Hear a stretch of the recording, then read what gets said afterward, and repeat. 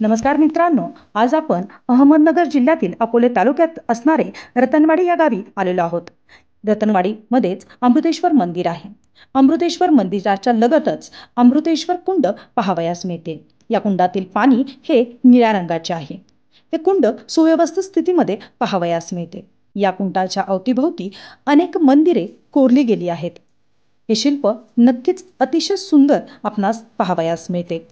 या छोट्या छोट्या मंदिरांमध्ये अनेक देवी देवतांचे मूर्ती आपणास पाहावयास मिळतात. या मूर्ती जीर्ण झाल्यामुळे ह्या नक्की कोणत्या देवताच्या आहेत हे सांगणे थोडे कठीणच जाते.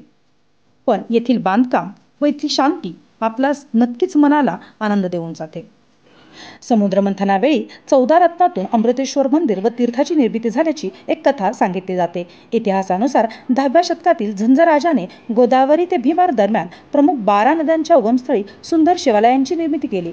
त्यापैकीच प्रवरा नदीच्या उगमस्थळाजवळच या अमृतेश्वर अप्रतिम कोरीव शिल्पाची देखील निर्मिती केली गेल्याची एक कथा आपल्याला येथे सांगितली जाते. या मंदिरातील शिल्पे खरंच पाहण्याजोगी आहेत. नंदी, गाभारा, सभामंडप आणि शिखर अशी रचना असलेल्या मंदिरास पूर्वी आणि पश्चिम असे 2 प्रवेशद्वार आहेत. मंदिराच्या रचनेत खालील थरयुक्त चौरस तळखडा असून वर नक्षीकामे सुशोभित असे चौरसाकृती खांब आहेत. या खांबाचा वरचा भाग अष्टकोनी असून त्यास वर्तुळाकृती आकार आहे. नक्षीदार खांब, कोरीव प्रवेशद्वार, बाह्य भिंतीवरती विविध भौमितिक रचना, आतील भिंतीवरती मूर्तिकाम, छतावरती शिल्पपट मंत्रमुग्ध करणारे असून यक्ष, अप्सरा, गंधर्व, देव, दानव, नर तसंच मैथुन शिल्प इथे आहेत. यातीलच समुद्रमंथनाचा देखावा तर अवश्य पाहावा असाच आतील स्तंभ कोरीव व देखणे आहेत. गर्भगृहाच्या दारात कीर्तिमुख, शंख, कमळवेली असून मंदिरात प्रकाश येण्यासाठी जागोजागी दगडी जाळ्यांची रचना केलेली आहे. या मंदिराच्या शिखरावरती कोरीव जाळीदार नक्षीचे उभे थर आहेत. त्यावरच पुन्हा शिखरांचे छोट्या प्रतिकृती रचना आहेत. शिखर 4 भागात विभागलेले असून वरती अमलक आहे. 15 ते 16 मीटर उंच चुनाविहिरी देवी देवतांचे कोरीव जोडकाम केलेले हे मंदिर पूर्ण दगडी असून त्याची लांबी 23 मीटर व रुंदी 12 मीटर आहे. मंदिराच्या गर्भगृहामध्ये शिवलिंग जून ते ऑक्टोबर हे 4 महिने पाण्याखाली असते. ऑक्टोबर नंतर हळूहळू पाण्याची पातळी कमी होते. 4 महिने पाण्यात असलेल्या शिवलिंगाखाली जिवंत झरा असल्याचे सांगितले जाते व ते अमृतवाहिनी प्रवरा नदी उगमस्थान असल्याचे मानले जाते. अमृतेश्वर रहाळात देखणी कोरीव श्रीमंत लाभलेली पुष्करणी आहे.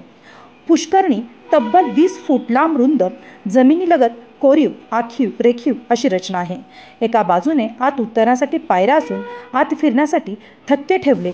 भोवतीचे भिंती सरांकृत अशी 12 देवी कोष्ठाची रचना केलेली आहे. त्यांच्यावर पुन्हा छोट्या कोरीव शिखरांची रचना आहे. या कोष्ठांमध्ये गणेशाची एक मूर्ती सोडल्यास उर्वरित सर्व ठिकाणी विष्णूंचे अवतार आहेत. स्थानिक लोक या पुष्करणीला विष्णुतीर्थ देखील म्हणतात. या मंदिराला 4 मार्च इसवी सन 1909 रोजी राष्ट्रीय संरक्षित स्मारक म्हणून घोषित करण्यात आले आहे.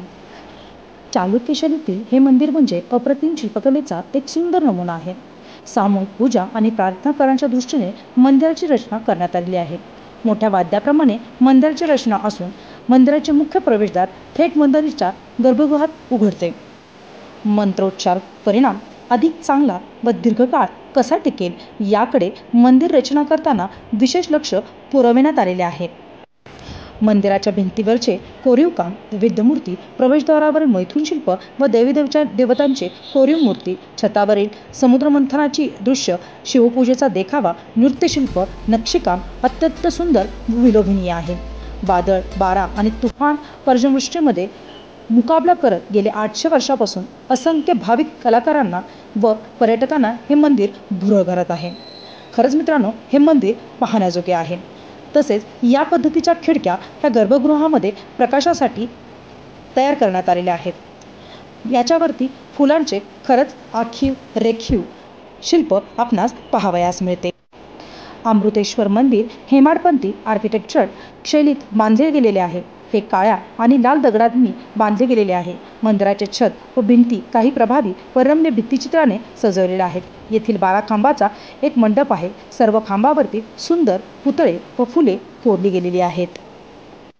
अमृतेश्वर मंदिर हे रतनवाडी भंडारदरा येथे अतिशय नाजूक कोरीव काम केलेले शिवमंदिर आहे. हे मंदिर 1200 वर्षांहून अधिक जुने आहे.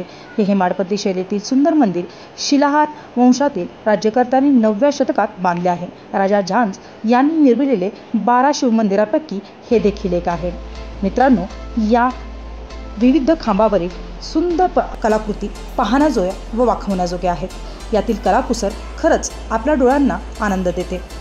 नक्की मित्रांनो, यासारख्या मंदिरांमध्ये आपण व्हिजिट द्यायला हवी. येथील ज्यावेळेस आम्ही नामस्मरण केले, ओंकाराचा आम्ही गजर केला, खरंच आम्हाला इथे खूप आनंद आला.